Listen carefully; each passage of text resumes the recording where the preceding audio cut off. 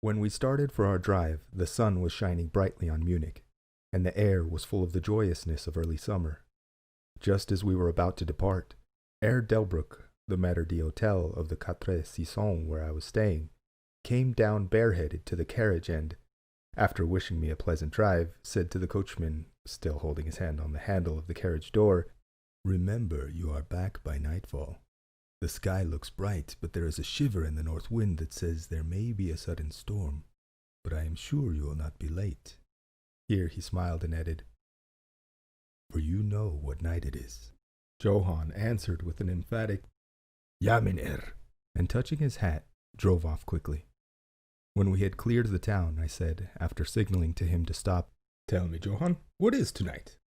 He crossed himself as he answered laconically, "Walpurgisnacht." Then he took out his watch, a great old-fashioned German silver thing as big as a turnip, and looked at it, with his eyebrows gathered together and a little impatient shrug of his shoulders. I realized that this was his way of respectfully protesting against the unnecessary delay, and sank back in the carriage, merely motioning him to proceed. He started off rapidly, as if to make up for lost time. Every now and then the horses seemed to throw up their heads and sniff the air suspiciously. On such occasions I often looked around in alarm. The road was pretty bleak, for we were traversing a sort of high, wind-swept plateau. As we drove, I saw a road that looked but little used and which seemed to dip through a little winding valley. It looked so inviting that, even at the risk of offending him, I called Johann to stop. And when he pulled up, I told him I would like to drive down that road. He made all sorts of excuses and frequently crossed himself as he spoke. This somewhat piqued my curiosity, so I asked him various questions. He answered fencingly and repeatedly looked at his watch in protest. Finally, I said, "Well, Johann, I want to go down this road. I shall not ask you to come unless you like, but tell me why you do not like to go. That is all I ask." For answer, he seemed to throw himself off the box, so quickly did he reach the ground. Then he stretched out his hands appealingly to me and implored me not to go. There was just enough of English mixed with the German for me to understand the drift of his talk. He seemed always just about to tell me something, the very idea of which evidently frightened him. But each time he pulled himself up, saying, "Walpurgisnacht." I tried to argue with him, but it was difficult to argue with a man when I did not know his language. The advantage certainly rested with him, for although he began to speak in English, of a very crude and broken kind, he always got excited and broke into his native tongue, and every time he did so, he looked at his watch. Then the horses became restless and sniffed the air. At this, he grew very pale, and looking around in a frightened way, he suddenly jumped forward, took them by the bridles, and led them on some 20 feet. I followed him and asked why he had done this. For an answer, he crossed himself, pointed to the spot we had left, and drew his carriage in the direction of the other road, indicating a cross, and said, first in German, then in English, "Bury him what killed themselves." I remembered the old custom of burying suicides at crossroads. "I see, a suicide. How interesting." But for the life of me, I could not make out why the horses were frightened. Whilst we were talking, we heard a sort of sound between a yelp and a bark. It was far away, but the horses got very restless, and it took Johann all his time to quiet them. He was pale and said, "It sounds like a wolf, but yet there are no wolves here now." "No," I said, questioning him. "Isn't it long since the wolves were so near the city?" "Long, long," he answered. "In the spring and summer, but with the snow the wolves have been here not so long." Whilst he was petting the horses and trying to quiet them, dark clouds drifted rapidly across the sky. The sunshine passed away, and a breath of cold wind seemed to drift over us. It was only a breath, however, and more of a warning than a fact, for the sun came out brightly again.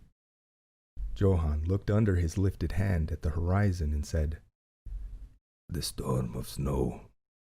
He comes before a long time." Then he looked at his watch again, and straightway holding his reins firmly, for the horses were still pawing at the ground restlessly and shaking their heads, he climbed to his box as though the time had come for proceeding on the journey.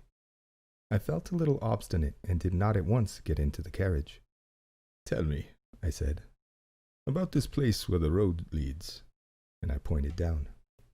Again he crossed himself and mumbled a prayer before he answered. "It is unholy." "What is unholy?" I inquired. "The village." "Then there is a village." No one lives there hundreds of years." My curiosity was piqued. "But you said there was a village." "There was." "Where is it now?" Whereupon he burst into a long story in German and English, so mixed up that I could not quite understand exactly what he said. Roughly, I gathered that long ago, hundreds of years, men had died there and been buried in their graves. But sounds were heard under the clay, and when the graves were opened, men and women were found rosy with life, and their mouths red with blood. And so, in haste to save their lives, ay, and their souls, and here he crossed himself, those who were left fled away to other places, where the living lived and the dead were dead, and not something. He was evidently afraid to speak the last words. As he proceeded with his narration, he grew more and more excited. It seemed as if his imagination had got hold of him, and he ended in a perfect paroxysm of fear, white-faced, perspiring, trembling, and looking round him as if expecting that some dreadful presence would manifest itself there in the bright sunshine on the open plain. Finally, in an agony of desperation, he cried, "Walpurgisnacht!" and pointed to the carriage for me to get in. All my English blood rose at this, and standing back, I said, "You are afraid, Johann. You are afraid. Go home. I shall return alone. The walk will do me good." The carriage door was open. I took from the seat my oak walking stick, which I always carry on my holiday excursions, and closed the door, pointing back to Munich, and said, "Go home, Johann. Walpurgisnacht doesn't concern Englishmen." The horses were now more restive than ever, and Johann was trying to hold them in, while excitedly imploring me not to do anything so foolish. I pitied the poor fellow. He was so deeply in earnest, but all the same I could not help laughing. His English was quite gone now. In his anxiety he had forgotten that his only means of making me understand was to talk my language. So he jabbered away in his native German. It began to be a little tedious. After giving the direction, "Home," I turned to go down the crossroad into the valley. With a despairing gesture, Johann turned his horses towards Munich. I leaned on my stick and looked after him. He went slowly along the road for a while. Then there came over the crest of the hill a man, tall and thin. I could see so much in the distance. When he drew near the horses, they began to jump and kick about, then to scream with terror. Johann could not hold them in. They bolted down the road, running away madly. I watched them out of sight, then looked for the stranger, but I found that he, too, was gone. With a light heart, I turned down the side road through the deepening valley to which Johann had objected. There was not the slightest reason, that I could see, for his objection, and I dare say I tramped for a couple of hours without thinking of time or distance, and certainly without seeing a person or a house. So far as this place was concerned, it was desolation itself. But I did not notice this particularly till, on turning a bend in the road, I came upon a scattered fringe of wood. Then I recognized that I had been impressed unconsciously by the desolation of the region through which I had passed. I sat down to rest myself and began to look around. It struck me that it was considerably colder than it had been at the commencement of my walk. A sort of sighing sound seemed to be around me with, now and then, a high overhead, a sort of muffled roar. Looking upwards, I noticed that great thick clouds were drafting rapidly across the sky from the north to the south at a great height. There were signs of a coming storm in some lofty stratum of the air, I was a little chilly, and thinking that it was the sitting still after the exercise of walking, I resumed my journey. The ground I passed over was now much more picturesque. There were no striking objects that the eye might single out, but in all there was a charm of beauty. I took little heed of time, and it was only when the deepening twilight forced itself upon me that I began to think of how I should find my way home. The air was cold, and the drifting of clouds high overhead was more marked. They were accompanied by a sort of far-away rushing sound, through which seemed to come at intervals that mysterious cry which the driver had said came from a wolf. For a while I hesitated. I had said I would see the deserted village, so on I went, and presently came on a wide stretch of open country, shut in by hills all around. Their sides were covered with trees, which spread down to the plain, dotting in clumps the gentler slopes and hollows which showed here and there. I followed with my eye the winding of the road, and saw that it curved close to one of the densest of these clumps, and was lost behind it. As I looked, there came a cold shiver in the air, and the snow began to fall. I thought of all the miles and miles of bleak country I had passed, and then hurried on to seek shelter of the wood in front. Darker and darker grew the sky, and faster and heavier fell the snow. The road was here but crude, and when on the level its boundaries were not so marked as when it passed through the cuttings, and in a little while I found that I must have strayed from it, for I missed underfoot the hard surface, and my feet sank deeper in the grass and moss. Then the wind grew stronger and blew with ever-increasing force, till I was fain to run before it. The air became icy cold, and in spite of my exercise I began to suffer. The snow was now falling so thickly and whirling around me in such rapid eddies that I could hardly keep my eyes open. Every now and then the heavens were torn asunder by vivid lightning, and in the flashes I could see ahead of me a great mass of trees, chiefly yew and cypress, all heavily coated with snow.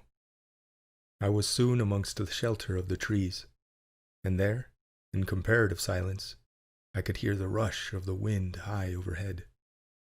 Presently the blackness of the storm had become merged in the darkness of the night. By and by, the storm seemed to be passing away. It now only came in fierce puffs or blasts. At such moments, the weird sound of the wolf appeared to be echoed by many similar sounds around me. Now and again, through the black mass of drifting cloud, came a straggling ray of moonlight which lit up the expanse and showed me that I was at the edge of a dense mass of cypress and yew trees. As the snow had ceased to fall, I walked out from the shelter and began to investigate more closely. It appeared to me that, amongst so many old foundations as I had passed, there might still be standing a house in which, though in ruins, I could find some sort of shelter for a while. As I skirted the edge of the copse, I found that a low wall encircled it, and following this I presently found an opening. Here the cypresses formed an alley leading up to a square mass of some kind of building.